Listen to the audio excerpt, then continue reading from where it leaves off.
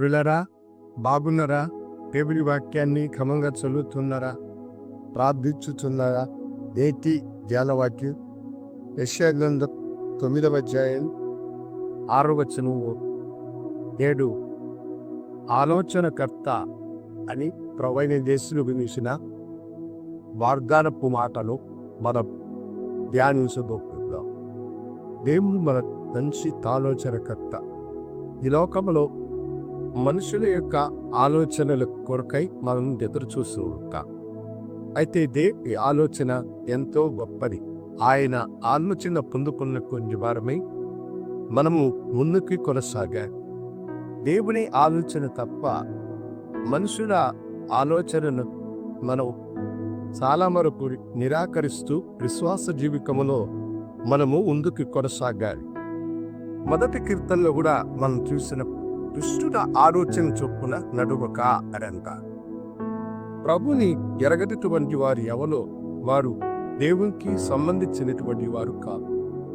మన ఆత్మీయ జీవితానికి వారే ఆటంకముగా ఊగి మనము చేయనటువంటి కార్యములను మనకు ఇవ్వవలసిన మంచి ఆలోచన ఇవ్వక తప్పుడు ఆలోచన చేత మన యొక్క మార్గము దిశలెక్కుతారు.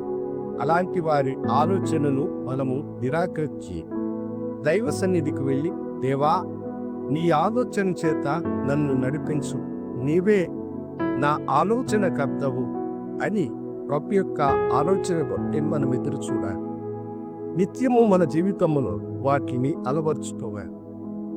భార్యాభర్తల సంబంధ విషయం, కుటుంబంలో పిల్లల యొక్క ఘనకార్యముల విషయంలో, పిల్లల చదువుల విషయంలో, కుటుంబ జీవితంలోను సంఘ జీవితంలో దైవ ఆలోచన ప్రకారము మనము ముందుకు కొనసాగాలి.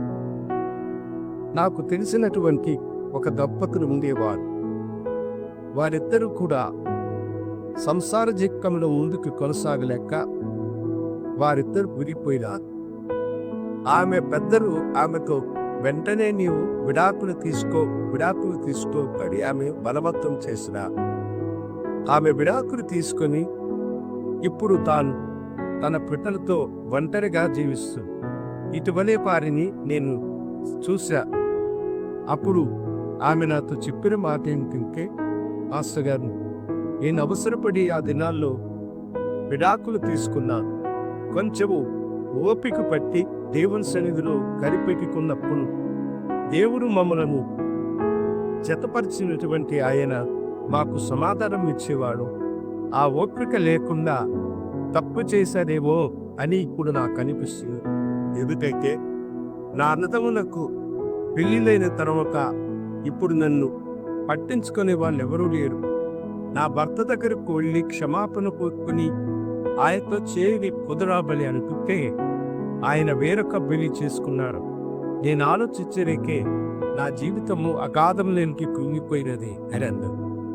అయితే దేవుని వాక్యమే వర్తులు, దేవుడు అవిశ్వాసులైన వారిని కూడా బాగు చేయడానికి సమర్థుడు. కనిపెట్టి ప్రార్థన చేసినప్పుడు ఆమె జీవితంలో ఒకవేళ బాగుపడితేమో ఆమె ఇతరులకి ఆలోచనలు విని వాటిని అనుసరించినందువల్ల తన జీవితాన్ని తాదేపాడు చేసుకో. కనుక మనుషుల ఆలోచనలకు మీరు అనుసరింపక దైవ ఆలోచన కొరకై కనిపెట్టుకునండి. మంచి ఆలోచనకర్తైన దేవుడు నీ కుటుంబాలను ఆశీర్వదించి వాటిని సరిదిద్ది అన్ని విషయములను మేము సరైనటువంటి ఆలోచనలను తెచ్చి ఆశీర్వదించురు కాక. దేవుడు తన వాక్యము దీవించురు కాక. ప్రార్థించుకుందాం. కనురా అయ్యా, నీ ఆలోచన కొరకు ఎదురు చూసే బిడ్డలను నేను ఆశీర్వదించి నీ ఆలోచన చేత వారిని నడిపించుమై, దుష్టుల ఆలోచనను ప్రభు వారు నిరాకరించడం చూపించుమై యేసు నామమున ఒక్కటి. ఆమె శుభోదయం. ప్రభు మిమ్మల్ని దీవించును గాక. ఆమె